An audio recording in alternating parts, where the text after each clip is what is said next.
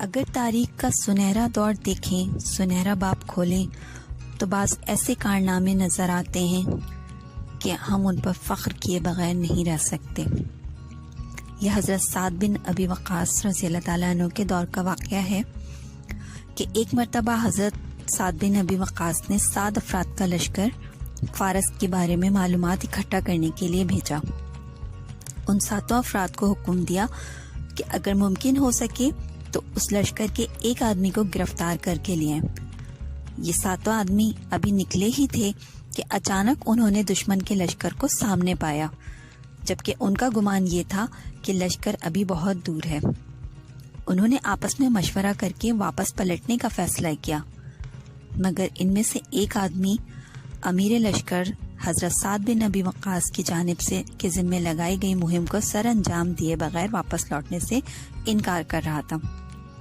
6 افراد نے مسلمانوں کے لشکر کی جانب واپس لوٹنے کا پکا ارادہ کیا اور واپس لوٹ گئے، مگر ایک بہادر جوان اپنی مہم کی ادائیگی کے لیے فارسیوں کے لشکر کی جانب تنہا بڑھتا چلا گیا۔ اس نے لشکر کے گرد ایک چکر لگایا اور اندر داخل ہونے کے لیے پانی کے نالوں کا انتخاب کیا۔ اس میں سے گزرتا ہوا فارسی لشکر کے ہراول دستوں تک جا پہنچا، جو کہ 40,000 لڑاکاؤں پر مشتمل تھے۔ پھر وہاں سے لشکر کے قلب سے گزرتا ہوا ایک سفید خیمے کی جانب جا پہنچا، جس کے سامنے ایک بہترین گھوڑا بندھا ہوا تھا۔ اس نے جان لیا کہ یہ دشمن کے سپہ سالار کا خیمہ ہے، چنانچہ وہ اپنی جگہ پر انتظار کرتا رہا یہاں تک کہ رات گہری ہو گئی۔ رات کا کافی حصہ چھا جانے کے بعد یہ خیمے کی جانب بڑھا اور تلوار کے ذریعے خیمے کی رسیوں کو کاٹ ڈالا، جس کی وجہ سے خیمہ رستم اور خیمے میں موجود افراد پر گر پڑا۔ گھوڑے کی رسی کاٹی اور گھوڑے پر سوار ہو کر نکل پڑا۔ اس سے ان کا مقصد یہ تھا کہ فارسیوں کی تضحیک اور ان کے دلوں میں رعب پیدا ہو جائے۔ گھوڑا لے کے جب فرار ہونے لگا تو گھڑ سوار دستے نے اس کا پیچھا کرنا شروع کر دیا۔ جب یہ دستہ قریب آتا تو یہ گھوڑے کو ایڑ لگا دیتا، اور جب دور ہو جاتا تو اپنی رفتار کو کم کر لیتا تاکہ وہ ان کے ساتھ آ ملے۔ جب وہ چاہتا ان میں سے کسی ایک کو دھوکے سے کھینچ کر سعد بن ابی وقاص رضی اللہ تعالیٰ عنہ کے پاس لے جاتا اور ان کے حکم کی تکمیل ہو جاتی۔ چنانچہ 3 سواروں کے علاوہ کوئی بھی اس گھڑ سوار کا پیچھا نہ کر سکا۔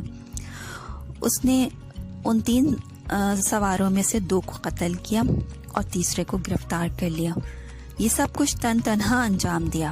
قیدی کو پکڑا، نیزہ اس کی پیٹھ کے ساتھ لگایا اور اسے اپنے آگے ہانکتے ہوئے مسلمانوں کے سپہ سالار حضرت سعد بن ابی وقاص کے پاس جا پہنچا۔ فارسی کہنے لگا، مجھے جان کی امان دو تو میں تم سے سچ بولوں گا۔ حضرت سعد بن ابی وقاص رضی اللہ تعالیٰ عنہ کہنے لگے، تجھے امان دی جاتی ہے اور ہم وعدے کی پاسداری کرنے والی قوم ہیں، لیکن شرط یہ ہے کہ ہمارے ساتھ جھوٹ مت بولنا۔ پھر سعد بن ابی وقاص رضی اللہ تعالیٰ عنہ نے کہا، ہمیں اپنے فوج کے بارے میں بتاؤ۔ فارسی انتہائی دہشت ناک اور ہذیان کسی کیفیت میں کہنے لگا، اپنے لشکر کے بارے میں بتانے سے قبل میں تمہیں تمہارے آدمی کے بارے میں بتلاتا ہوں۔ کہنے لگا، یہ آدمی جو ہے ہم نے اس جیسا شخص آج تک نہیں دیکھا۔ میں ہوش سنبھالتے ہی جنگوں میں پلا بڑا ہوں۔